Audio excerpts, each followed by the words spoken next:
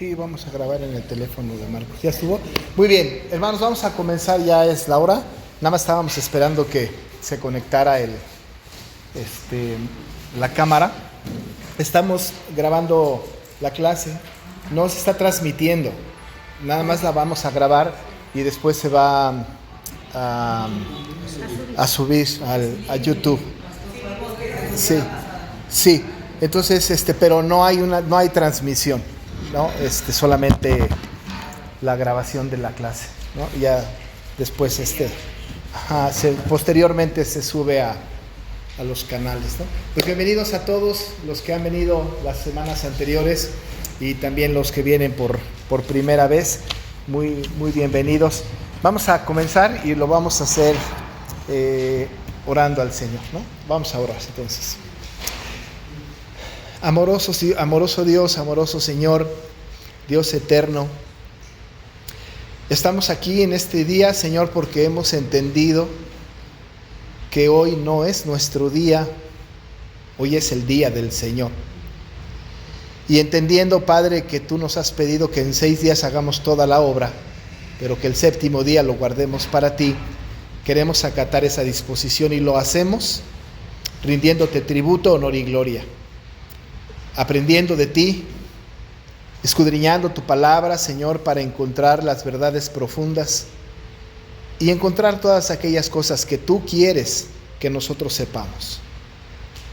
Así que te rogamos que en esta tarde te quedes con nosotros y que permitas que los hermanos que van a asistir, que están por venir, lleguen sin inconveniente y que a todos nosotros, Señor, nos des esta palabra importante, esta enseñanza que seguramente impactará nuestras vidas y nos dará una definición un poco más clara acerca de ti y de nosotros mismos. Padre, quédate con nosotros, instrúyenos en tu palabra y permite que podamos terminar este día en comunión contigo, en el nombre de Jesús. Amén.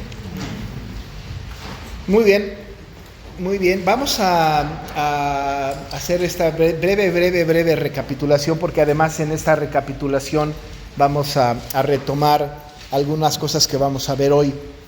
Ya empezamos a trabajar el credo de los apóstoles y como yo decía la vez pasada, lo vamos a abordar desde las diferentes plataformas. Ya hicimos algunas aseveraciones, algunas afirmaciones desde la teología histórica, bíblica, sistemática, dogmática, y vamos a tratar de ir brincando de una en otra. También quiero comentar y recordar que sí pueden preguntar lo que consideren que es necesario para que no se quede con la duda, y las palabras o las frases que yo pueda decir, como dije la vez pasada, que pudieran resultar un poco difíciles, porque no son quizá expresiones o palabras de uso regular, entonces no teman en preguntar, ¿no? Decía un maestro y pastor que yo tenía: ustedes pregúntenme lo que quieran, yo me siento suficientemente capaz para contestar cualquier otra cosa. Así que ustedes van a preguntar lo que quieran. No, voy a tratar de ser claro en la exposición. Empezamos a hablar acerca de este credo, esta declaración, este símbolo doctrinal nuestro, a partir de la primera palabra, y de ahí hemos ido tejiendo y vamos a seguir tejiendo la información en una especie de paralelismo progresivo. Vamos a ir dando una información y vamos a ir retrocedemos y avanzamos, retrocedemos y avanzamos, porque siempre la recapitulación tiene esta intención de ser pedagógica, ¿no? Vamos jalando de atrás y vamos trayendo hacia adelante la información. No tenemos ninguna prisa, no nos persigue nadie, no tenemos fechas límite, entonces nos vamos a extender lo que sea necesario para que el aprendizaje pueda quedar lo más firme posible que podamos. La pretensión que yo tengo, mi agenda secreta, que si se las cuento ya no es secreta, pero bueno, mi agenda secreta es que nosotros tengamos la posibilidad de poder hacer definiciones teológicas concretas y además muy cercanas a nuestra propia realidad de las verdades fundamentales de la doctrina cristiana, sobre todo de las doctrinas principales. no tanto de las doctrinas periféricas, pero de las esenciales. Sí quisiera que tuviéramos nosotros, o que termináramos este tipo de cursos, de clases, con una definición concreta acerca de lo que nosotros creemos. Entonces, bueno, esa es la intención. Por eso empezamos con el credo de los apóstoles y seguiremos con los 10 mandamientos y después el Padre Nuestro, ¿no? De antemano les diré que los 10 mandamientos nos van a tomar muchísimo tiempo más que el credo de los apóstoles y que el Padre Nuestro, no solamente porque el capítulo de los 10 mandamientos es del 1 al 17 de Éxodo 20 y es el más largo, el Padre Nuestro es más corto y el credo es más corto, sino porque la intención de los 10 mandamientos va muchísimo más allá de lo que nosotros podamos comprender o nos podamos imaginar. Por lo pronto estamos en el tema del credo y hemos ido pues más o menos construyendo. No sabemos, no tenemos idea de la fecha de la creación del credo, ¿no? Surge en algún momento, tenemos nosotros esta definición de credo, incluso la tenemos registrada antes del siglo V, lo cual nos habla de muy al principio de la era cristiana, en el sentido de cuando Cristo, después de que ascendió, y la época de los apóstoles. A partir de la muerte del último apóstol, que es Juan, me parece que empieza a aparecer de alguna forma ya un esbozo de este famoso credo, y no es sino hasta el siglo V, como decía la semana pasada, que se añade la expresión descendió a los infiernos en el credo, y entonces en donde tenemos nosotros como un poquito más, dijéramos nosotros, de publicidad, más de comunicación, ¿no?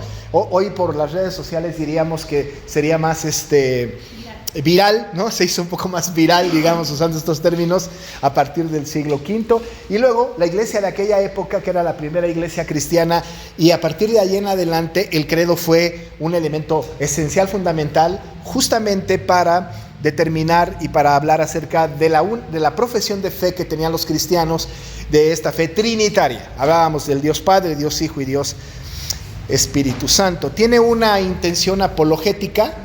Hemos dicho que cuando decimos apologética estamos diciendo de defensa de la fe, ¿no? Una estructura apologética, y cuando nosotros entendemos que tiene una estructura apologética, tenemos que entender que había conflictos doctrinales en el momento de que se repetía el credo o en el momento en el que estaba el credo circulando en la tierra por esos tiempos, porque seguramente había corrientes que hablaban en contra de la Trinidad, en contra de la divinidad de Cristo, en contra de Dios mismo, en contra de la iglesia incluso. Entonces el credo surge como un posicionamiento firme de los creyentes de aquella época, diciendo: yo sí creo en Dios, y no solamente creo en Dios, sino creo que es Padre y además es todopoderoso, ¿no? Yo sí creo en Jesucristo, que es su único Hijo, que es Señor nuestro. Creo que fue concebido del Espíritu Santo, que nació de la Virgen María, en fin, toda la declaración. Creo en la Iglesia Universal, ¿no? Creo en el Espíritu Santo, en fin. Hay toda una declaración del credo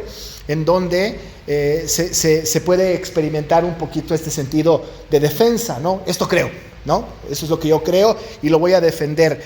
Y tenemos nosotros narrado, y también lo comenté la semana pasada, por los historiadores más importantes como Flavio Josefo y Eusebio de Cesarea, tenemos nosotros narraciones de que incluso los mártires de la fe murieron recitando el credo, ¿no? Es decir, niega a Cristo, niega a Dios, yo creo en Dios Padre Todopoderoso, Creador del cielo y la tierra, y eran asesinados por una declaración de una fe que no podía romperse, que no se podía traicionar, ¿no? Hoy día es un poco más negociable, ¿no? Hoy día es más negociable por muchas personas, pero los creyentes de los primeros tiempos que verdaderamente experimentaban persecución, no solamente hacían una publicación, ¿verdad?, como nosotros en Facebook, muy envalentonados, no, eran confrontadas sus vidas, ¿no? Si ustedes leyeran La Guerra de los Judíos de Flavio Josefo, con cuánta crueldad asesinaban a los hijos en frente de los padres para que negaran su fe, se asombrarían de la fe de aquellos creyentes. En fin, tenía un sentido entonces apologético. Hablamos entonces, ya entrando al tema del credo, en el contenido del credo, diciendo que el credo no está extraído de la Biblia, en el sentido de que no es un texto que sale de la Biblia, ¿no? Como el credo de 2 de Timoteo 3:16, que indiscutiblemente grande es el misterio de la piedad, Dios fue manifestado en carne, etcétera. Ese es un credo escritural. El credo de los apóstoles no. pero resume y sostiene las verdades principales de fe de los creyentes de todos los tiempos. No es privativa de la Iglesia Católica Romana, ¿no? Es un credo que se confiesa en la Iglesia Cristiana Evangélica de todos los tiempos.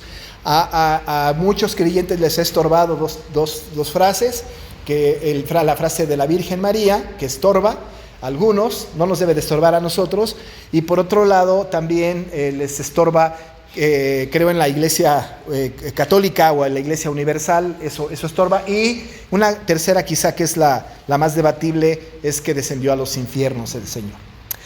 Pero entendiendo la interpretación un poquito más gramático-histórica, ¿no? Cómo fue escrito, con qué palabras fue escrito, en el tiempo en el que fue escrito, pudiésemos justificar esas expresiones de una manera más histórica, ¿no? Porque no es lo mismo cómo se expresaba en el siglo V las palabras a cómo se expresan hoy. Las palabras hoy tienen un significado diferente a lo que tenían en el siglo V, por ejemplo. Entonces tenemos que hacer una interpretación más gramático-histórica. Viajar en nuestra mente documentalmente a aquel tiempo y decir cómo se usaban esas palabras y esas expresiones en ese tiempo. Y así interpretarlas, no con nuestra terminología, porque podemos cometer muchos errores. Así que entonces así se fue escribiendo el credo y empezó con esta declaración personal. No dice el credo, creemos, no es una declaración colectiva, no es así como que todos nosotros creemos, y aunque la suma de nuestra fe la hace plural, ¿no? Es una declaración personal. Cada uno decimos cree. Por eso cuando repetimos el credo, que lo vamos a repetir el próximo domingo, ¿no? Porque ahí tendremos Santa Cena, decimos creo, yo creo. El que se quede callado pues no cree, ¿verdad? Pero no hablamos de creemos, sino yo creo. Es una declaración personal. Y eso debe de ser sostenido, no es una declaración colectiva. Se entiende que la Iglesia cristiana creemos en eso. Y yo decía al principio, ¿verdad? Los cristianos podemos creer eso, pero no menos que eso. No menos que eso. Si ninguno de los creyentes puede decir, creo un montón de cosas más, y del credo algunas cosas las dudo, esas cosas que están en el credo, para un creyente auténtico que ha sido regenerado, no cabe la posibilidad de no creo en eso. No creo en eso. Todos los creyentes creemos en eso. Por eso, con mucha soltura y confianza, repetimos el credo cuando es necesario. Algunas iglesias después de la Reforma Protestante lo repetían todos los domingos en sus cultos. Es más, hoy día algunas iglesias muy ortodoxas, pues no sé si en América Latina en todos lados, pero en países de Europa se sigue repitiendo el credo hoy, todos los domingos. Incluso hay iglesias muy conservadoras en Europa y también en algunos Estados Unidos, que incluso todos los domingos hay Santa Cena. Y también hay iglesias en muchas partes muy conservadoras, muy ortodoxas, muy reformadas, que incluso todos los domingos, año con año, se predica cada una de las preguntas, de las 52 preguntas del Catecismo de Heidelberg. Ese es el hábito. Nosotros no lo hacemos, valdría la pena intentarlo, pero el credo pues es algo que hay que atesorar. Empieza entonces con creo, y ya dijimos nosotros el contenido de la fe en términos latinos, y decimos que para creer necesitamos evaluar el contenido de la fe. ¿De qué estamos hablando? Darle la razón a ese contenido. Claro, es verdad, pero por otro lado la confianza, que es entrego mi vida a esa fe, que entonces hablamos de conocimiento, de razón y de confianza, ¿no? Que en términos latinos, algunos lo escribieron, era notitia, sensus y fiducia. Entonces, bueno, tuvimos esta declaración.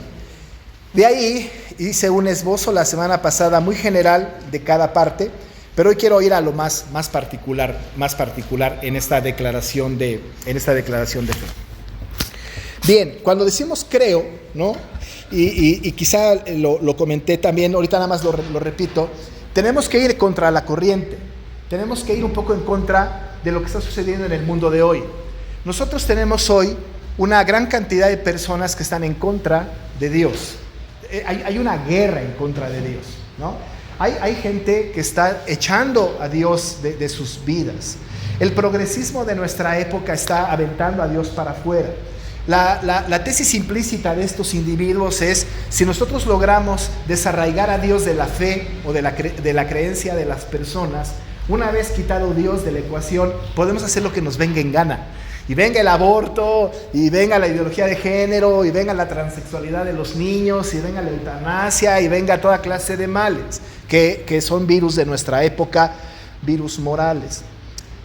Pero para que eso pueda ser logrado, dice Will Graham, ¿no?, que él fue el que dijo, ¿no?, para que eso pueda tener entrada, pueda tener lugar, lo que hay que hacer y lo que la agenda progresista está haciendo es echando afuera a Dios.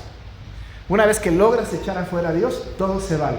Una vez que se desacredita su palabra, todo se vale. Si negamos la inerrancia, infalibilidad, perspicuidad, suficiencia e inmutabilidad de la Biblia, ¡pum!, entonces todo se vale. En tanto sostengamos estas verdades fundamentales y no las traicionemos, entonces estaremos nosotros en un cerco bastante bueno, en un camino bastante lineal, y no nos saldremos de la línea. Así que una de las intenciones es esa, ¿verdad? Que no nos salgamos de la estructura doctrinal, que no está marcada por la denominación presbiteriana, pero está marcada por las Escrituras. La negación de Dios ha sido un factor. Ustedes saben, y lo comenté la semana pasada, ¿no? Nietzsche había dicho: Dios ha muerto, ¿no? Dios ha muerto. Y él afirmaba esto. Incluso dijo que los creyentes de su época, los evangelistas de su época, habían asesinado a Dios, y él hablaba acerca de este asunto de que los creyentes habían asesinado a Dios porque justamente estaba ganando la batalla desde aquel tiempo, imagínense, de echar afuera a Dios por los gnósticos y los deístas. Casi estaban sacando a Dios de sus vidas, ¿no? Entonces, no, pues sacas a Dios y ya se murió Dios, ¿no? Por ahí las bardas después, cuando murió Nietzsche, decía: Nietzsche ha muerto, firma a Dios, ¿no? Porque Dios no puede morir. Pero no solamente él, ya por los 1963, 1900 en adelante, Gordon Kaufman, que fue profesor de Harvard, había anunciado: Dios es el problema, y escribe un libro que se llama así, Dios es el problema. Y al escribir este libro de Dios es el problema, él justamente, ¿no?, como uno de los promotores del liberalismo de aquella época, cuando Harvard empezó con esto, luego otras, Princeton, y también otros seminarios como Calvin College en Grand Rapids y algunos otros, empezaron a atender al liberalismo con el pensamiento de Kaufman, diciendo: Dios es el problema. Y si Dios es el problema, echémoslo fuera, ¿no? Porque aquí los problemas los echamos para afuera. Si es un problema, va para afuera, ¿no? Entonces habló acerca de esto, y muchos lo siguieron y dijeron: claro, Dios es el problema. Pero la Biblia nos lo anunció en el Salmo 53 y en el Salmo 14, ambos del versículo 1. El texto con toda certidumbre dice, ¿no?, dice el necio en su corazón: no hay Dios. O sea, no es de Kaufman, no es de Nietzsche, viene desde el necio en su corazón. Y la definición del necio es todo aquel que no tiene el Espíritu de Dios en su vida. Así que cualquiera que no sea creyente, dice el necio en su corazón: no hay Dios. Aún y cuando tenga un conocimiento, noticia y ascensos de Dios, puede estar negando a ese Dios al cual dice incluso creer. Y Santiago nos da la orientación cuando dice: tú crees que Dios es uno, bien haces, los demonios también creen. Es decir, que esa fe en realidad espúrea, falsa, no nos garantizan el necio en su corazón. Contrastado con esto, tenemos el credo. Ciertamente hay el anuncio de la muerte de Dios, está el anuncio también de que Dios es el problema. El necio sale de su corazón hasta el día de hoy, que no hay Dios, y que lo vemos alrededor de nuestros tiempos, ¿no? En medio de toda esa vorágine de negación de Dios, nosotros tenemos que levantar la mano y nuestra voz y decir: hey, entonces ahí viene la actitud apologética, ¿no? Sí hay Dios, y yo creo en Dios. Así que tiene valor el creer. Cuando entonces hacemos esta declaración, tenemos que ir más al fondo de solamente el valor semántico de las palabras, ¿no? ¿Qué significa Dios? ¿Qué significa Padre? ¿Qué significa Todopoderoso? ¿Qué significa Creador? Etcétera. Tenemos que ir como más allá del valor semántico de las palabras. Más bien tenemos que evaluarlo desde el punto de vista teológico conceptual, ¿no? Es decir, ¿qué dice la Biblia? ¿Cómo lo percibe? ¿Cómo lo concibe? Y el concepto completo antes de las palabras en sí mismas, ¿no? Espero no enredar con las cosas, ¿no? Bueno. Entonces, nos vamos palabra por palabra desde el punto de vista teológico conceptual, no semántico, ¿va? O sea, la definición de Dios, teos en griego, no es el objeto de nuestro estudio. No es una clase de etimologías, no, estamos hablando entonces de la importancia del término desde el punto de vista conceptual, desde luego teológico, este concepto. Así que cuando hablamos de Dios tenemos que hablar y decir varias cosas de Él, y le voy a pedir a Gloria que lo vaya apuntando ahí, ¿no? Pero quita eso de una vez, ¿no? Vamos a revisar 3 cosas hoy, hasta donde podamos. 1, ¿no? La primera cosa, nosotros decimos creo en Dios. Al respecto de esta afirmación tenemos que decir que Dios se revela a sí mismo. Y al revelarse a sí mismo, deja de ser un Dios no conocido. ¿Vamos? O sea, hay una autorrevelación de Dios. En la Biblia tenemos una autorrevelación de Dios. Algunos teólogos, entre ellos Martyn Lloyd-Jones, que es un teólogo que vale muchísimo la pena consultar constantemente, Martyn Lloyd-Jones, ¿no? Dice, ¿no?, que Dios renuncia a la privacidad de su identidad para revelar lo que Él quiere que nosotros sepamos de Él. Estamos hablando entonces de una autorrevelación.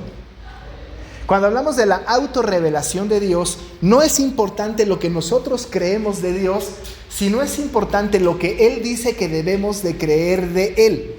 ¿Me explico? No es importante lo que nosotros pensamos o creemos de Dios, sino lo que Él dice de sí mismo y que quiere que nosotros creamos de Él. Porque hoy tenemos muchos dioses a la carta. Cada quien tiene un Dios. Cada quien se fabrica el Dios como quiere. Y por cierto, muy a modo, ¿no? Muy como lo que nosotros queremos que signifique o lo que sea Dios. Entonces, resulta que en el tiempo presente no tenemos nosotros o no atendemos la autorrevelación de Dios, sino que estamos atendiendo la antroporrevelación de Dios. Eso significa que yo pongo a Dios con mis cualidades. Busco mis propias cualidades, que es algo antropocéntrico, y a partir de mis propias realidades, mis pensamientos, doy una definición de Dios. Incluso podemos llegar a decir, pues Dios es como nosotros. Los humanistas, muy tendenciosos, sobre todo las sectas coaching, ¿no? Algunas, ¿no?, hablan acerca de tú eres Dios. Tú eres Dios, ¿no? Puede ser Dios. Cada uno de nosotros es Dios. Hay una percepción equivocada de Dios. El hombre no puede revelar a Dios. Esa revelación de Dios no puede esperar de nosotros hacia Él. Dios no nos encargó y nos dijo, defínanme, ¿no? ¿Quién soy? Como si fuera una adivinanza.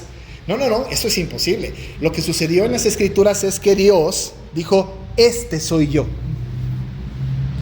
Y este que soy yo es mi autorrevelación.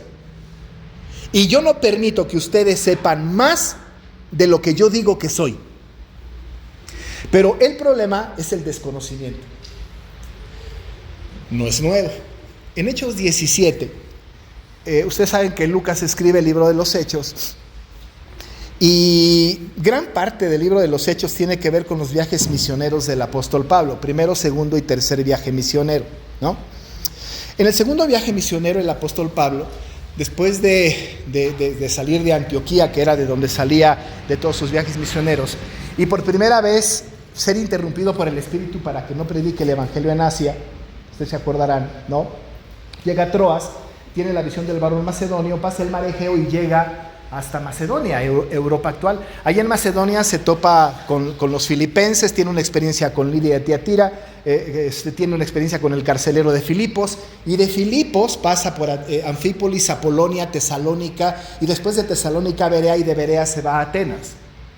Pero surgió algo muy interesante. En cada lugar en donde él iba había un conocimiento de Dios previo, ¿no?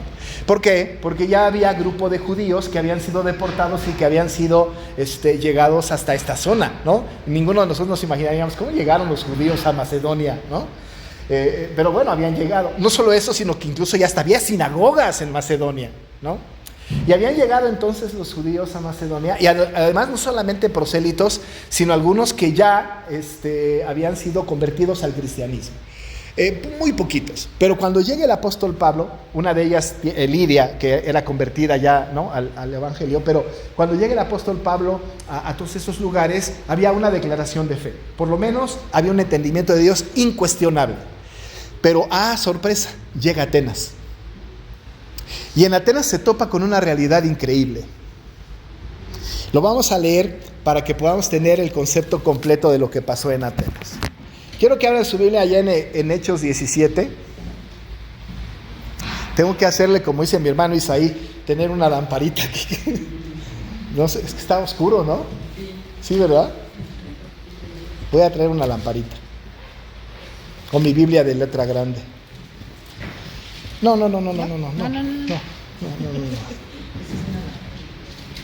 Dice el versículo 23 del versículo 17. ¿Ya lo tienen? Porque Hechos 17, 23.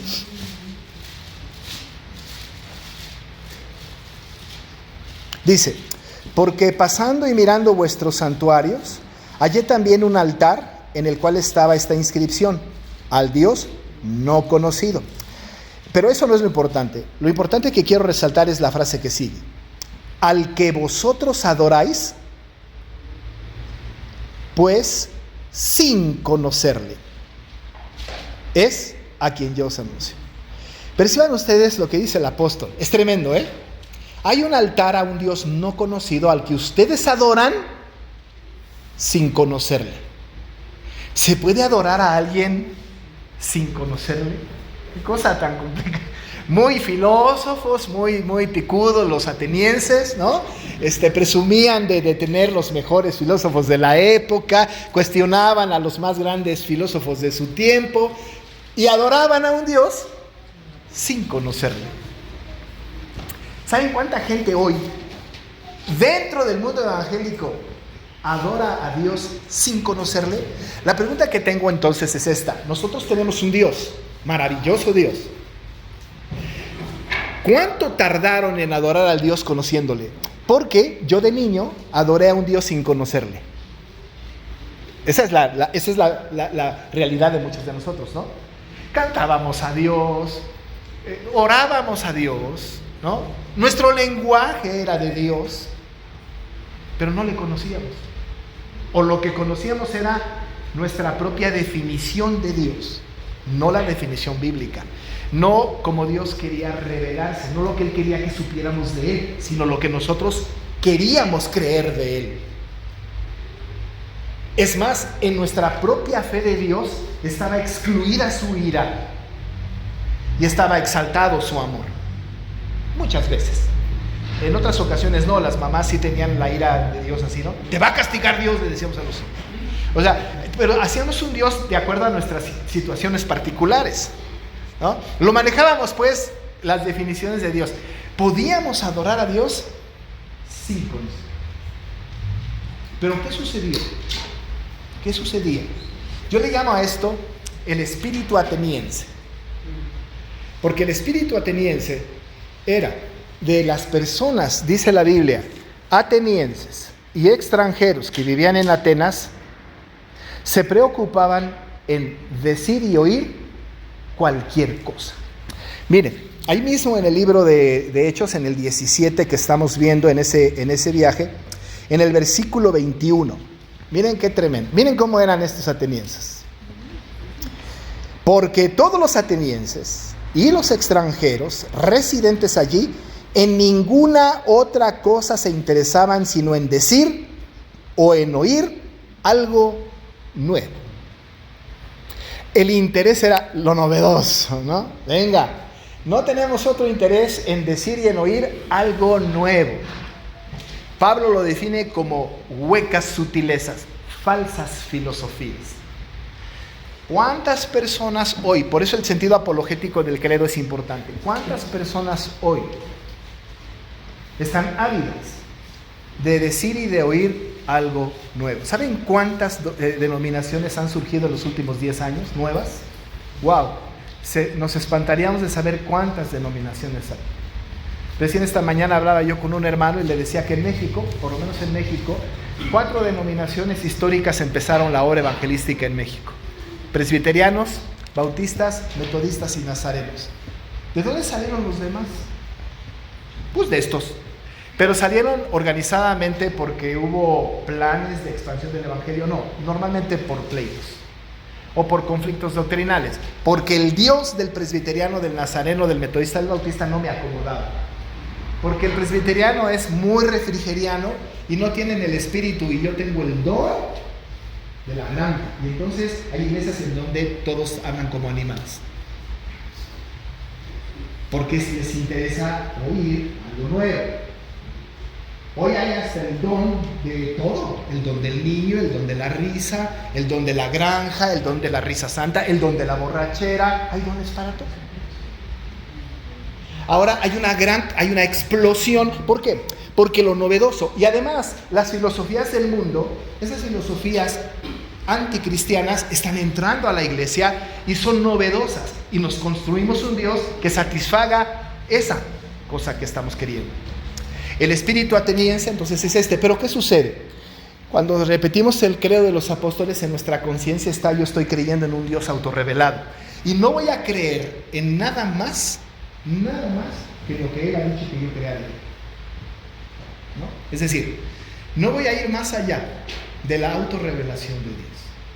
Cuando yo me encuentre haciendo una definición de Dios que no está en la Biblia, estoy creyendo en el espíritu ateniense, adorando a un Dios sin conocerle, ¿no?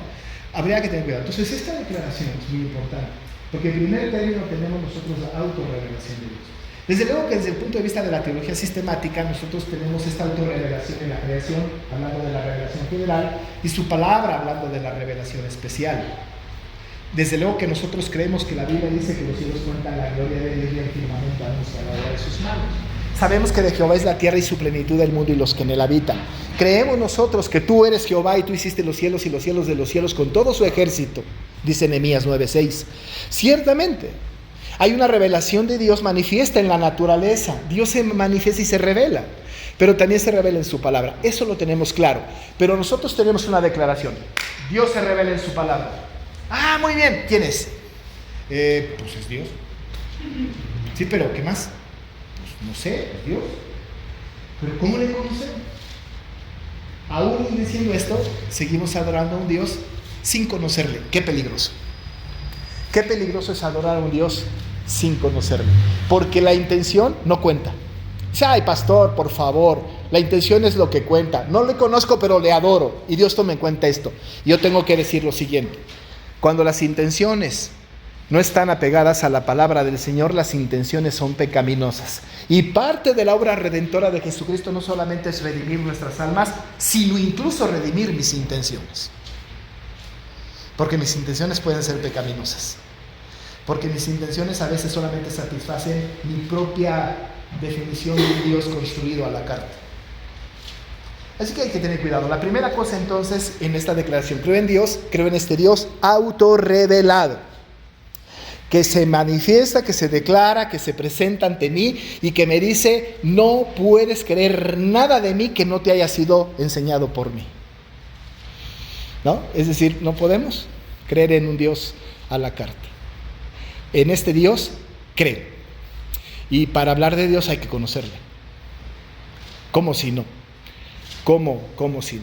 Pero la segunda cosa sobre la cual quiero que trabajemos en esta tarde, no solamente que Dios se autorrevela, ¿no? Sino además Dios establece una relación personal con sus hijos. Entonces, no sé cómo poner eso en poquitas palabras, pero la relación de Dios como Padre. Ya saben, ¿no? El credo dice: creo en Dios Padre. En Dios Padre. Varias cosas tengo que decir al respecto. Primero, Dios establece una relación como Padre. La expresión Padre, como decía la semana pasada, es un nombre de Dios. Es nombre de Dios. Él se llama Padre. No solamente es el nombre como El Shaddai, El Elyon, El Cana, Jehová, Yahvé, sino que Él es Padre. En el Antiguo Testamento como en el Nuevo Testamento, la expresión tanto en hebreo como en griego, ¿no?, está muy clara. pater en griego. Y nosotros sabemos que Él es Padre. No tenemos la menor duda, así se llama. ¿Cómo se llama Dios? Padre. Ahora, tiene bastantes acepciones, depende de nuestra relación con Él. Cuando suple nuestra necesidad, pues será Jehová Jireh, ¿no? Y así, si me da paz es Jehová Shalom, ¿no? Si es mi estandarte, Jehová Nisi. Es decir, nosotros nos referimos a Dios a partir de nuestra relación con Él, ¿no? Yo, por ejemplo, cuando hablo de Gloria, digo Gloria, un día fue Gloria novia, pero ahora es Gloria esposa. Algún día fue Gloria mamá, ahora es Gloria abuela. ¿No es cierto? Es decir, depende de las circunstancias, del tiempo y de la relación, podemos darles de algunas acepciones. Pero los nombres particulares de Dios, uno de ellos es Padre. Pero no solamente el nombre Padre o la mención de Padre es nombre, sino establece una relación íntima con nosotros. Pues no solamente es el nombre, sino también es una relación, ¿no? Porque cuando decimos Padre, automáticamente nos declaramos hijos. O sea, si yo le digo a Dios pastor, yo me pongo como oveja, ¿no? Es decir, depende de cómo yo lo nombre, es en la posición en la que yo me pongo, ¿no? Tengo que acercarme al micrófono. Depende de cómo yo lo nombre, es mi relación que tengo con Él. Y si yo le digo Padre, me pongo como hijo. Quizá la explicación más cercana a esto está en dos pasajes que voy a mencionar. Uno es primera de Juan 3:1. Mirad cuál amor, ¿se acuerdan de esto? Nos ha dado el Padre a las... Está mezclando Juan las dos cosas, ¿no? La condición de hijos y la condición de padre de parte de Dios, porque el texto dice, mirad cuál amor nos ha dado el Padre con mayúscula, dice 1 Juan 3, y luego se pone como hijo, para que seamos llamados hijos de Dios. Él es el Padre y establece una relación con nosotros. Hemos escuchado insistentemente a lo largo de toda nuestra vida cristiana esta aseveración. No todos son hijos, ¿no? ¿Han escuchado esto? No todos somos hijos. Todos somos creación de Dios, criaturas de Dios. Pero hijos solamente aquellos que han nacido de nuevo. Mas a todos los que creyeron, a los que creen en su nombre, les dio potestad de ser hechos hijos, dice Juan, ¿no? No todos son hijos. Un no creyente, no puede repetir el credo porque no es hijo. ¿Qué va a decir? ¿Cree en Dios Padre? ¿Padre de quién? ¿Tuyo no?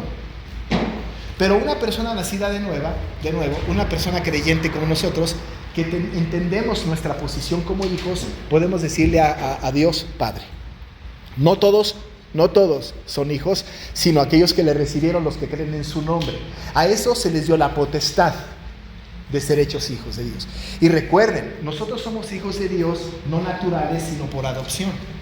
El único hijo natural de Dios, unigénito y primogénito, es Jesús. De ahí en fuera, nosotros somos hijos por adopción.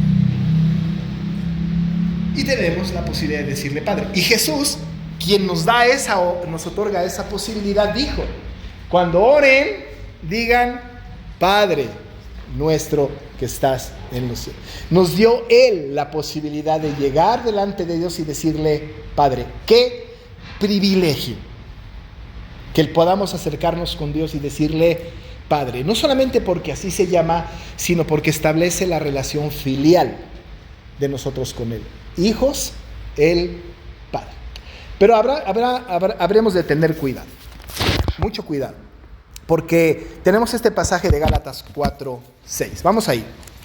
Si alguien lo encuentra, léalo por favor para que... Gálatas 4, versículo 6.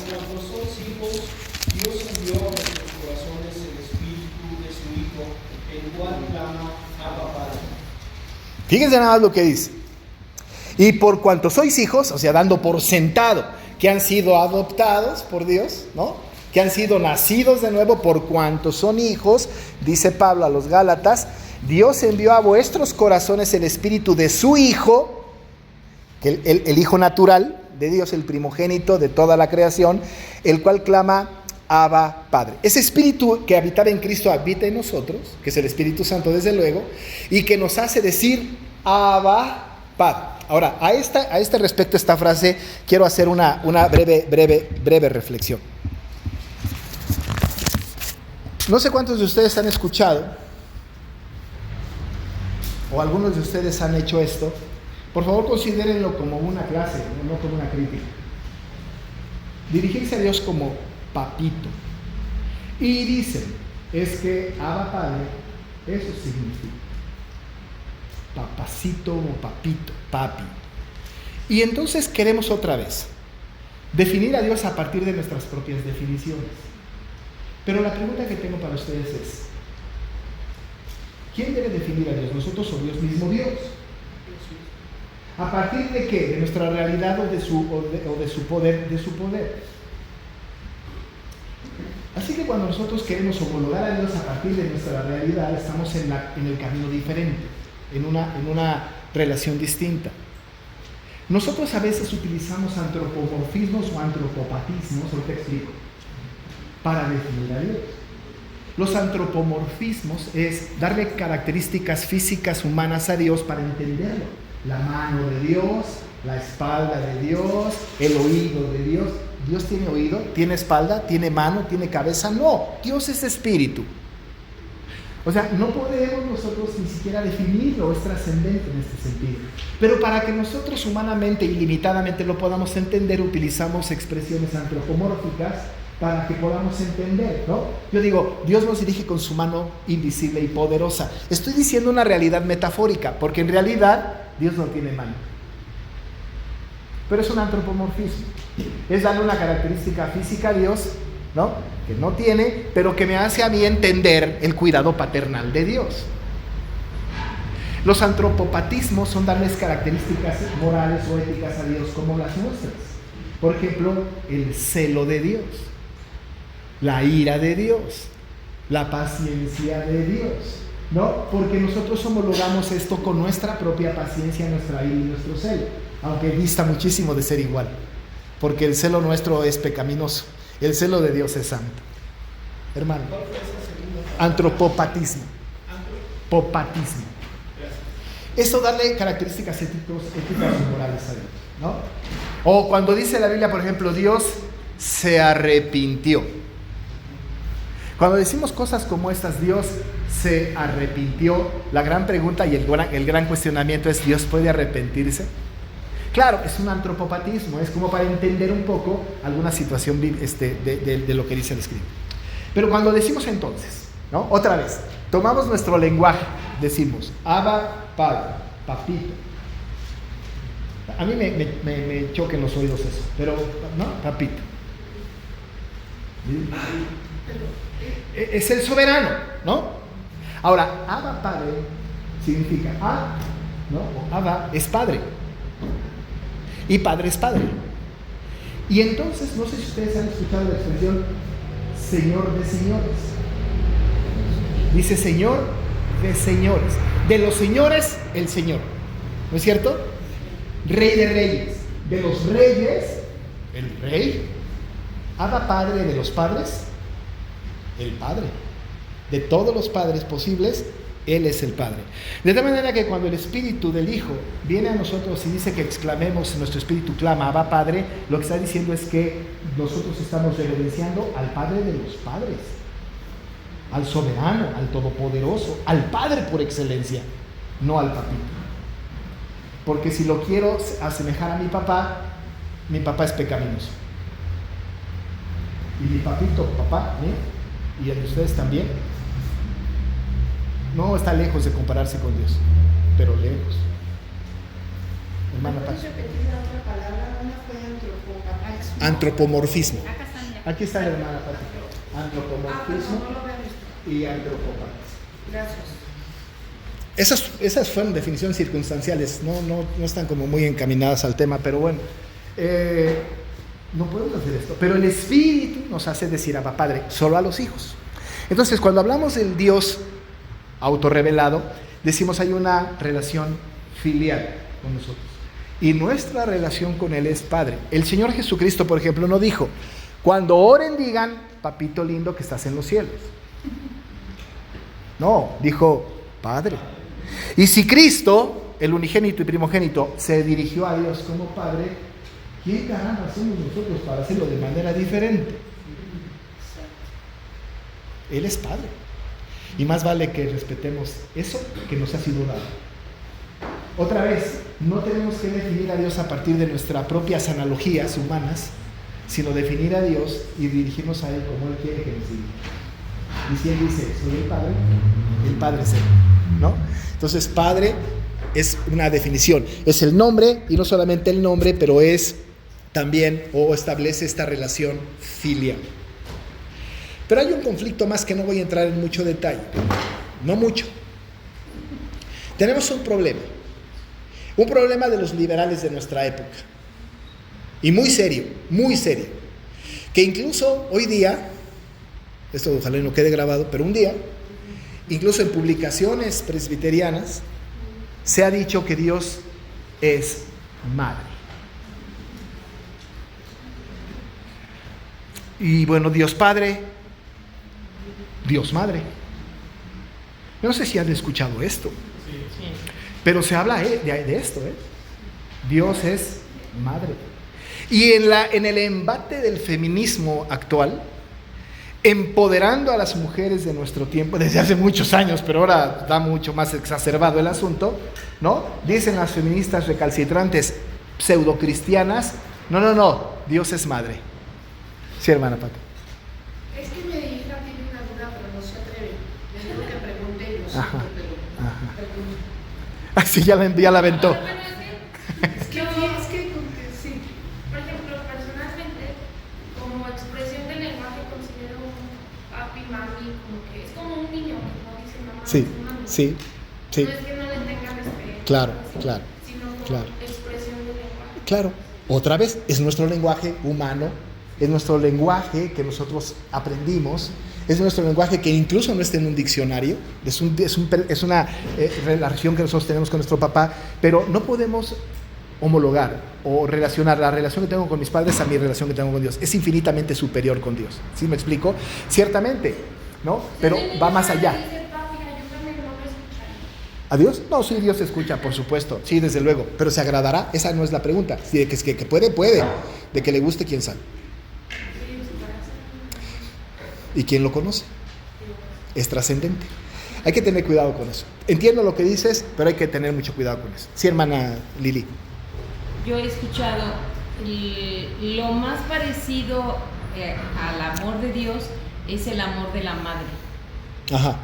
O sea. Eso se ha escuchado. Sí. Otra vez, ¿verdad?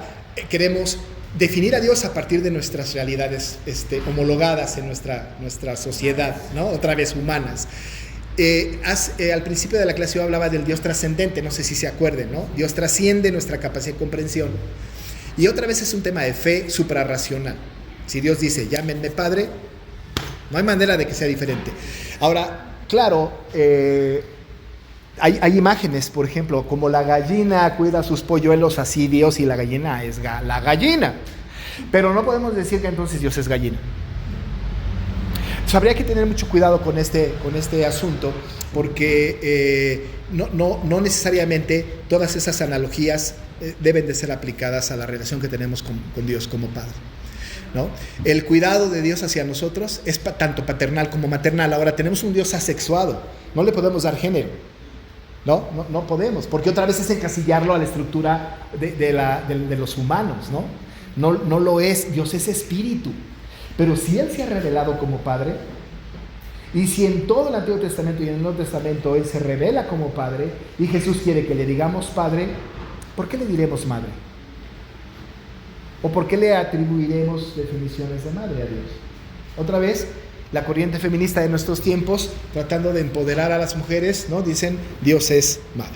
Pero bueno, es solamente una añadido al asunto. Si dice Dios, Él es Padre, ¿no? El Espíritu del Hijo nos hace clamar Abba Padre, no nos hace clamar Abba Madre, ¿no? Abba Padre. Y además 2 veces, Ab y Padre, ¿no? Habría que cuidarnos de no caer en este tipo de errores. Y lo último es que Dios es trascendente, ¿no? es la trascendencia de Dios. No solamente tenemos un Dios autorrevelado, no solamente Dios establece una relación personal con sus hijos como padre, y además es un hombre, sino que además tenemos a un Dios que es trascendente. Dice el credo: creo en Dios Padre Todopoderoso. La palabra todopoderoso, que también algunos teólogos en la teología sistemática y dogmática le llaman omnipotente, ¿no? Han escuchado el término, ¿no? Omnipotente no es otra cosa que todopoderoso, todo lo puede, ¿no? Ya lo mencionábamos también la semana pasada, de que puede, de que quiera, quién sabe, pero de que puede. Él es todopoderoso. El gran asunto entonces es no si quiere, no si puede, sino si quiere, ¿no? Dios puede hacer llover en Aguascalientes, pues puede, pero creo que no ha querido, ¿verdad? Pero puede. De que puede. La cosa es que quiera. Dios puede salvar al más vil de los pecadores, pues de que puede. La cosa es que quiera. Y eso no le resta soberanía, eso no le resta poder a Dios. Él es todopoderoso. El leproso que leíamos en Marcos 1 la vez pasada, le dijo el leproso al Señor: si quieres, puedes limpiarme. Dios dijo: quiero, sé limpio. No dijo puedo, dijo quiero, sé limpio. Porque de que puede. Ahora, cuando hablamos del atributo del Todopoderoso, estamos hablando de un Dios trascendente. Ahora, ¿qué tan todopoderoso es? Pues todopoderoso. Pero incluso nuestra palabra todo es un absoluto limitado, ¿no? ¿Sí o no? O sea, porque todos nuestros todos se acaban. Si yo les digo todas las bancas, pues un día se acaban. Todos los hombres de la tierra, pues un día se acaban, ¿no? Nuestros todos, pues son tan todos como limitados, como nuestros absolutos nada, siempre o nunca. Cuando la mamá decía, nunca me haces caso, eso es un absoluto absurdo, porque hay veces que sí le hacíamos caso, ¿no? Siempre me desobedeces, ¿no? Hay veces que sí obedezco. Nuestros siempre, nuestros todos, nuestros nunca, nuestros nadas son relativos, ¿no es cierto? Son absolutos relativos, es una contradicción absurda, ¿no? Se acaba. Pero cuando hablamos nosotros del Todopoderoso es difícil que podamos entender el concepto. ¿Qué tan poderoso es todo? Pero el todo es limitado. Pues entonces tratemos de definirlo, es como la nada. ¿Qué es nada? Nada es nada. Pero cuando decimos nada está definida, por lo tanto es algo. Nada es nada. Pero vamos más allá, la nada es la ausencia del todo. Bueno, pues ya la definimos, por lo tanto la nada está definida como la ausencia de todo. Es un embrollo filosófico increíblemente complicado. ¿Qué había antes? Un versículo antes de Génesis 1:1, nada. Entonces algo había. ¿Qué había? Nada. Entonces ya está definido, por lo tanto la nada es algo. La mejor definición de la nada es cuando les preguntaba a mis hijos, ¿qué hiciste en la tarea? Nada. ¿Qué hiciste en la escuela? Nada. Pero es algo. Es una complicación. La lógica verbal, nuestra lógica verbal nos empuja a tener esta complicación del léxico, ¿no es cierto? Porque si yo digo, nunca hago nada, es que hice algo. Nada. Tenemos una complicación en ese sentido. Las premisas de verdadero, falso, verdadero y falso, verdadero, falso y falso y verdadero, falso, son premisas de la lógica verbal que nos meten en un rollo tremendo. Y en la lógica de la fe, imagínense cuánto más. Cuando queremos definir el todopoderoso Dios y decimos que Dios es todopoderoso todo, nos metemos en un conflicto. Para resolver el conflicto del todopoderoso Dios, tenemos que entrar a los conceptos de la trascendencia. Satisface un poquito nuestra ignorancia, ¿no? Nuestra capacidad de comprensión, y decimos Dios es trascendente. Y cuando hablamos de la trascendencia de Dios estamos diciendo que va más allá de nuestra capacidad de comprensión. Suprarracional, ¿no? Que va más allá de la posibilidad de razonar. El racionalismo de nuestra época quiere entender todo, pero si entendemos todos, la fe pierde sentido. Así que entonces estamos hablando de un asunto suprarracional trascendente. Claro, no decimos Dios es suprarracional, porque eso sería una complicación, pero sí podemos decir Dios es trascendente, va más allá de nuestra capacidad de comprensión. Él es todopoderoso, pero no podemos entender cuán todopoderoso es. ¿por qué el credo no utilizó creo en Dios Padre omnipotente? Omnisciente. ¿Por qué no dijo creo en Dios Padre omnipresente? ¿Por qué no dice creo en Dios Padre infinito? ¿Por qué el credo utiliza la expresión todopoderoso? Porque todopoderoso abarca todas las demás atributos incomunicables de Dios. Él, en su omnisciencia, todo puede.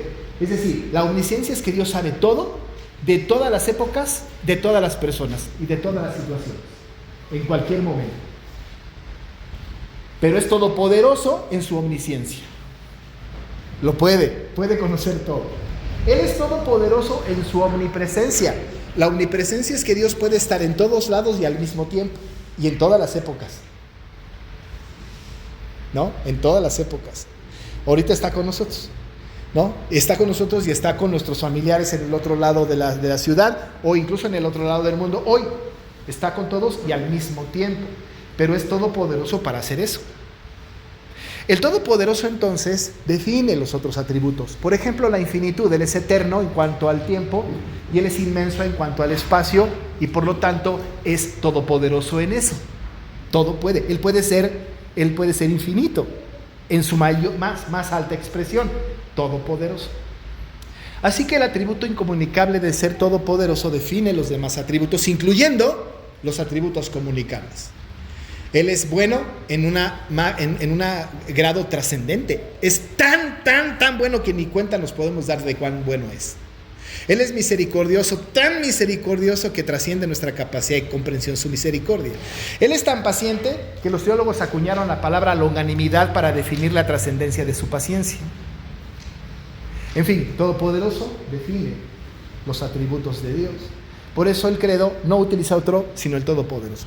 Dentro del concepto de todopoderoso, cuando hablamos de Dios trascendente todopoderoso, nosotros entendemos esta palabra usada por nosotros, bíblica también, por supuesto, que se desprende del atributo del omnipotente Dios, que es la soberanía.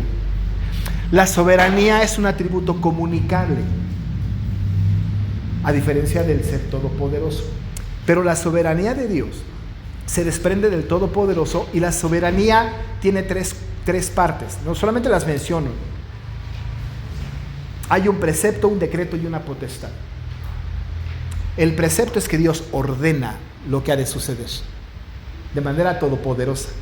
Esto va a pasar. A esto le llamamos el decreto de Dios. Esto tiene que suceder. Y soy todopoderoso para que suceda. Y además para que suceda cuando yo quiera que suceda. Y además que suceda para con quien quiero que suceda. No hay nada que Dios haya decretado que no se cumpla. En eso es todopoderoso. Y entra dentro del concepto de la soberanía, el precepto. Él dice, esto va a pasar. ¿Saben qué? Va a pasar sí o sí. No hay manera de negociar con Dios. No hay forma de que nosotros digamos, Dios, ¿podemos cambiar un poco el plan?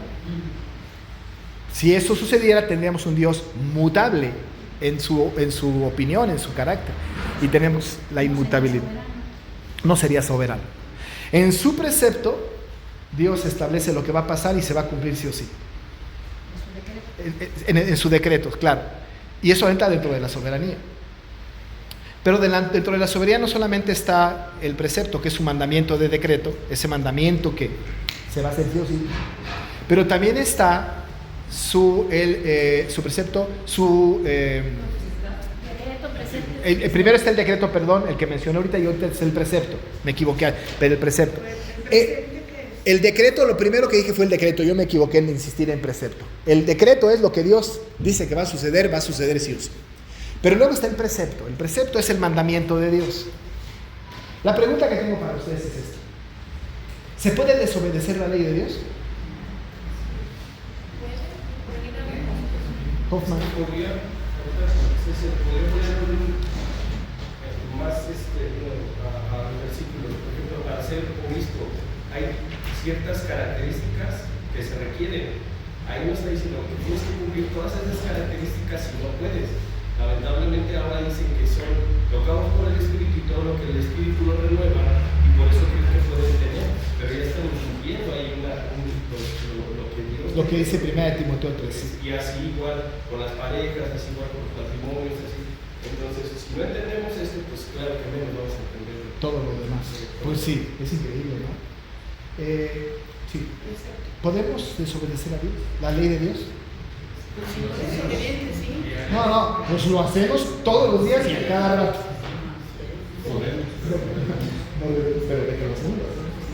¿No?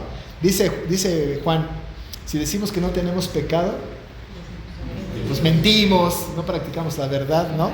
Además de hacernos a él mentirosos. O sea, ¿podemos romper la ley de Dios? Claro que sí, claro que sí.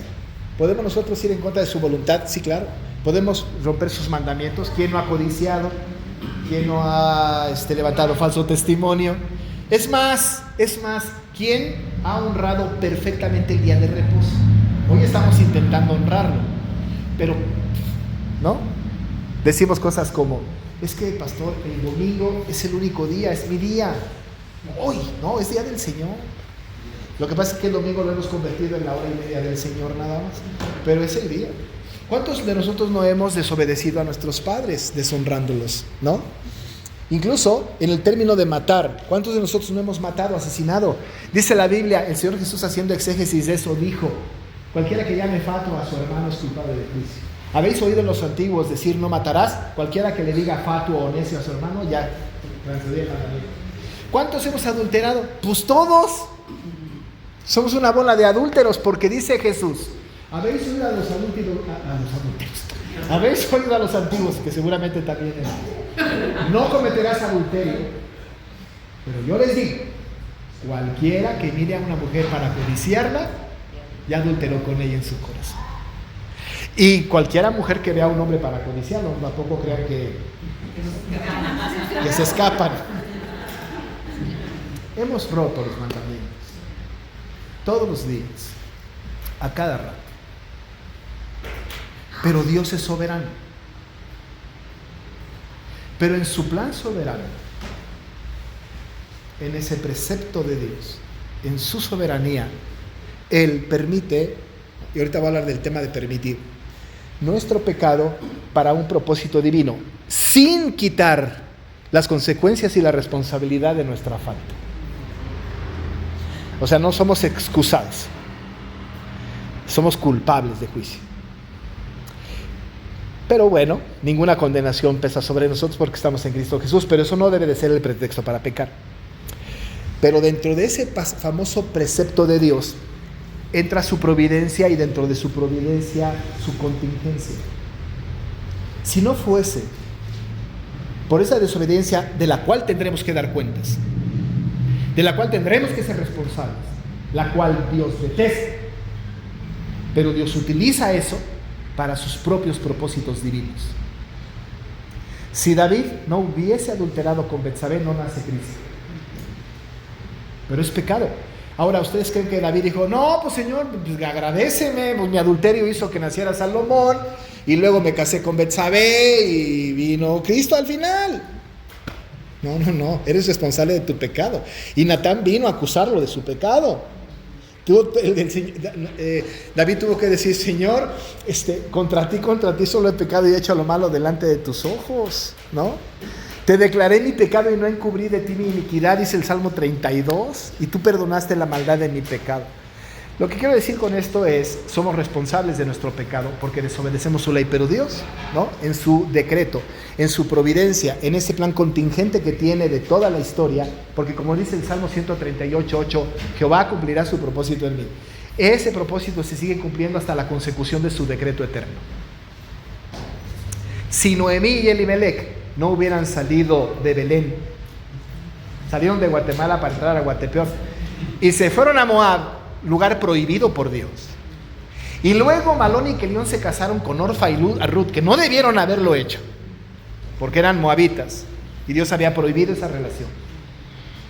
Si eso no hubiese pasado, Ruth no hubiera regresado con Noemí a Belén. Si Ruth no hubiese regresado con Noemí a Belén, no, Ruth no conoce a Boz. Si Ruth no conoce a Boz, no hubiera nacido Obed. Si no nace Obed, no nace Isaí. Si no nace Isaí, no nace David. Y si no nace David, no nace Jesús. Es más, Cristo tiene parientes paganos, ¿no? Pues ahí está Ra, ahí está Ruth, ¿no? Ahora, eso es contingente dentro de la providencia, pero podemos incumplir. Pero lo que quiero decir cuando se habla de Todopoderoso y de la soberanía de Dios, es tan poderoso Dios que el mal lo usa para sus propios propósitos. Y cuando José, al final del Génesis, le dice a sus hermanos, ustedes actuaron para mal, pero Dios todo lo cambió para bien. ¿Por qué? Porque Dios de manera todopoderosa y soberana. Ahora, no que en ese momento dijo, ¡ay, ya se me salieron esos del huacal! No, pues a ver, cambiemos de plan, Gabriel, ¿no? No, todo estaba decretado. No hay nada que Dios permita que no haya sido antes decretado, incluyendo lo malo. Incluyendo lo malo. No solamente este Dios soberano, en él hay un decreto, en la soberanía hay un decreto y un precepto, pero hay una potestad. ¿Saben qué es la potestad? Dios es plenipotenciario de todo lo que existe. Salmo 24:1. De Jehová es la tierra y su plenitud, el mundo y los que en él habitan. Dios se para en el pináculo de la creación y dice, como el gnomo de Cricri, todo esto es mío. ¿No escucharon los cuentos de Cricri? Bueno, no debo de hablar de Cricri, pero Dios sí, se paró en el pináculo del templo. Escuchen los cuentos de Cricri. Dios se paró en el pináculo del universo y dijo, todo esto es mío. Plenipotenciario, ¿eh? ¿Se acuerdan? Plenipotenciario. ¿Se acuerdan del anuncio de, mira, mijo, todo esto es tuyo? Él decía, y la Cheyenne, pa, ¿se acuerdan? Bueno, pues hasta la Cheyenne es de Dios, ¿no? Dios se para pues en el pináculo del mundo, del universo, y dice, todo es mío. Nehemías 9:6. Tú solo eres Jehová. Tú hiciste los cielos y los cielos de los cielos con todo su ejército. El cielo y todo lo que está en ello. La tierra y todo lo que está en ella. Y tú vivificas todas estas cosas y los ejércitos de los cielos te adoran. Ese pasaje está precioso. Nehemías 9:6. Él es plenipotenciario, propietario, dueño, gobernador, soberano. ¿Saben cómo es la palabra griega para soberano? Déspota. Está fea la palabra, pero eso es. Ahora, Él es dueño de todo, plenipotenciario. Así que en la soberanía de Dios, en su soberanía, hay un decreto. Esto se va a cumplir sí o sí. Hay un precepto, puedes desobedecer, pero sigo siendo soberano sobre tu pecado, sobre tu desobediencia, y soy plenipotenciario. Soy dueño de todo. Visible, invisible, objetivo, subjetivo. De todo, ¿eh? Visible o invisible, subjetivo u objetivo. Dueño de todo. Gobierna hasta en el infierno. Porque Él es plenipotenciario. Ahí, cuando decimos creo en Dios Padre Todopoderoso, estamos hablando del decreto, el precepto y la potestad de Dios sobre nosotros. Y establece nuestra relación filial con Dios. Así que tenemos nosotros, miren, ahí voy, ¿no? Creo en Dios Padre Todopoderoso. Dios autorrevelado. Su nombre es Padre y establece una relación filial con nosotros, y además es todopoderoso, soberano sobre nuestras vidas, que define el resto de sus atributos. ¿Alguna pregunta o comentario? Lo que comentaba del adulterio también está relacionado con no solamente con al idolatría sexual. ¿Perdón? En cuanto al adulterio. Sí, bueno, hay unas referencias, ¿no? Por ejemplo, cuando el Señor acusa a la iglesia, al pueblo de Israel, le acusa como adúltera, justamente porque va tras otros dioses. Sí, desde luego, hay un sentido de idolatría. Sí, claro. Cuando quitamos a Dios del escenario y ponemos otro, un hombre, una mujer, una cosa, un objeto, otro Dios, sí, es un adulterio, es una declaración de deslealtad delante de Dios. Sí, claro, sí. No solamente sexualmente, pero también tiene esta connotación, sí. Aunque en la ley moral es eminentemente sexual. En la ley moral, ¿no? Sí tiene esta connotación. Muy bien. ¿Algún otro comentario o pregunta que tengan? ¿No? O no se entendió nada, o explico muy bien, o lo que sea, pero sí, mi hermano. Hablando de esto de que Dios no se arrepiente. Sí. Algunas veces la escritura dice, se arrepintió 2 veces, Sí. pero se refiere a que Dios dice, si tú estás aquí, voy a hacer así. Si tú estás acá, voy a hacer así. Bueno, hay que tener cuidado con eso porque tenemos que cuidar. Dios no tiene plan A, plan B, plan C, ¿no? Es decir, si no haces esto, tengo esto otro bajo la manga. No, rompe su decreto eso, porque entonces tendríamos un Dios circunstancial, dependiendo de lo que hagamos. Y de eso no puede ser. Nosotros vamos a hacer exactamente lo que Él ha decretado, sin menoscabo de nuestra propia voluntad, de la cual somos responsables delante de Dios. No somos títeres. El hipercalvinismo a veces cae en esa tendencia, pero no hay tal cosa como si no haces esto, tengo esto otro. Si decimos eso, le quitamos soberanía. Sí, habría que ser cuidadosos con eso. También en relación a la oración, Sí. que dicen algunas personas, pues ¿para qué oro si ya Dios tiene todo el control? Claro, Dios ya tiene decretado todo, ya, ¿para qué oro? ¿Para qué oro? Sí, exacto, ¿para qué oro si Dios ya sabe lo que va a pasar? Pues sí, pero yo no. Yo no tengo ni la menor idea. Ahora, nosotros cuando oramos con Dios, no estamos negociando con Él. 1, no le estamos aconsejando a Él. 3, no le estamos instruyendo a Él. Dice el libro de Romanos en el capítulo 11, versículos 34 a 36. ¿Quién fue su consejero? ¿Quién le dio a Él primero para que le fuese recompensado? Empieza el texto diciendo, ¿no? Profundidad de las riquezas, de la sabiduría y de la ciencia de Dios, ¿no? Cuán inscrutables son sus caminos, ¿no? Insondables. Ahorita me acuerdo bien, ya me atoré, ¿no? Porque ¿quién entendió la mente del Señor, o quién fue su consejero, o quién le dio a Él primero para que le fuese recompensado? Porque de Él y por Él y para Él son todas las cosas, a Él sea la gloria por los siglos. ¿Quién puede ser su consejero? Cuando nosotros oramos a Dios, no le estamos instruyendo de lo que debe hacer. No le decimos, Señor, tengo este problema, mira, se solucionaría muy fácil si tú hicieras esto. ¿Se imaginan? Decir Dios, ¿y quién es para aconsejarme, no? No le aconsejamos, no le instruimos, ¿no? Tampoco le decimos cómo deben hacerse las cosas. Lo que nosotros hacemos cuando oramos es poner nuestro corazón delante de Él, decirle cómo estamos, nuestro sentimiento, nuestra necesidad, y terminar diciendo que se haga tu voluntad, que no la conozco, no la conozco, ¿no? Pero si tu voluntad es hacer lo que te pido, gloria a tu nombre. Si no, gloria a tu nombre también. No crean ustedes que Dios archiva nuestras oraciones como en el Seguro Social, que llega uno con el carnet y la ponen hasta abajo. De aquí a que llegue, Dios responde de inmediato. A veces dice sí, a veces dice no, a veces dice todavía no. Pero yo he escuchado hermanos que me dicen, es que pastor, yo he orado por muchos años con esto, ¿no? Y Dios no me ha respondido. Yo digo, ¿ya te respondió o te dijo que no? Porque Dios no archiva nuestras oraciones. ¿O todavía no? Dice el salmista en el capítulo 34, busqué a Jehová y Él me oyó y me libró de todos mis temores. Él me oyó. Así que cuando oramos nos oye. A veces cuando no contesta de acuerdo a nuestra petición, no es que no haya querido Dios contestar, sino que me dijo que no, o todavía no. A veces dice que sí.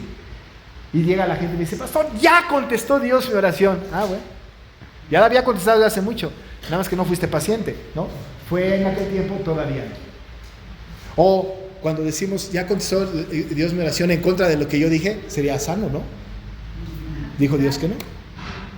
Y gloria a su nombre, ¿no? Gloria a su nombre. En fin, Dios no puede dejar de ser soberano. Y en nuestra declaración del credo decimos, creemos en Dios Padre Todopoderoso. Y este atributo del Todopoderoso y de la soberanía de Dios nos va a llevar a la creación y a la providencia. ¿Qué es lo que sigue? Porque la frase que sigue es Creador del cielo y de la tierra. Pero eso la próxima semana. Sí, hermano. Sí. Yo una vez, un hermano me comentó que Dios pone en tu corazón la oración adecuada. En el caso, digamos, de una situación muy difícil, yo pido al Señor, Señor, ayúdame en esta situación. hermano decía que Dios había puesto en mi corazón La oración adecuada. idónea o adecuada para que yo entendiera qué tanto Sí. puede ser. Hay que tener cuidado, a mí me parece, hubo una tendencia moderna, teológica incluso, y filosófica, que tiene que ver con la ley de la atracción, ¿no? El poder de las palabras y estas cosas. Habría que tener, hay incluso sectas que dicen, tu boca tiene poder, ¿no? Y entonces queremos creer que Dios nos puso las palabras precisas para demandar alguna cosa, incluso cuando declaramos, atamos, desatamos, y reclamamos, arrebatamos, y todo este lenguaje que no es bíblico. Pero no hay duda, no hay duda.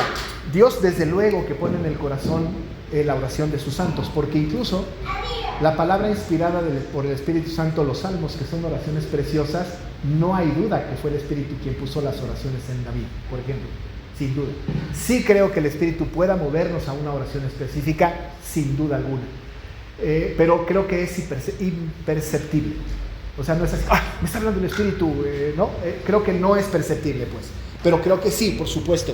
Y me parece que Dios hasta en eso es soberano. Pone en nuestro corazón las peticiones de nuestro corazón. Sí lo creo. Pero hay que tener cuidado de no pensar que somos capaces nosotros de atraer eso a nuestra vida. Eso no puede ser posible, ¿no? Hay que ir con cuidado con estas cosas. Pero sí creo. Las oraciones de David, ¿cómo se le ocurrió el Salmo 23? Bueno, es una maravilla. Una verdadera maravilla. ¿Cómo fue que él oró así? Una verdadera maravilla. ¿Cómo es posible? Yo creo que David hizo el 119. ¿Cómo hizo 156 versículos en donde todo menos 4 hablan de la palabra de Dios? ¿De dónde? ¿Cómo es que construyen los paralelismos David? Era poeta, Ni idea. Debió haber sido el Espíritu Santo. ¿Cómo es que fue movido al arrepentimiento en el 32 y en el 51? ¿Cómo es posible que en el Salmo 56 él haya entrado en la cueva de Adulam y haya hecho la oración tan preciosa que hizo en el 56? ¿Cómo se dio cuenta él en el 34 que Dios satisface, no arregla sus problemas, pero sí le quita aflicciones, temores y angustias? Debió haber sido el Espíritu de Dios. ¿Cómo en los salmos imprecatorios él puede tener en su corazón demandas hacia la gente que quiere que está dañando su integridad? Solamente pudo haber sido el Espíritu Santo. ¿Cómo en los cánticos graduales él puede escribir cosas como alzaré mis ojos a los montes, de donde vendrá mi socorro viene de Jehová, que hizo los cielos y la tierra? ¿Cómo puede contemplar la revelación general en el 19 diciendo que cuando veo los cielos, obra de tus manos, la luna y las estrellas que tú formaste? ¿Cómo puede ser consciente de la todopoderoso Dios al decir en el 24 de Jehová es la tierra y su plenitud, el mundo y los que en él habitan? ¿No? ¿Cómo puede tener un prólogo tan precioso en el Salmo 1 de bienaventurado, ¿no? El varón que no anduvo en consejo de malos, ni estuvo en camino de pecadores, ni en silla de escarnecedores se ha sentado, sino que en la ley de Jehová está en su delicia? Debió haber sido Dios, sin duda, porque de un hombre mortal no sale. Por nosotros no.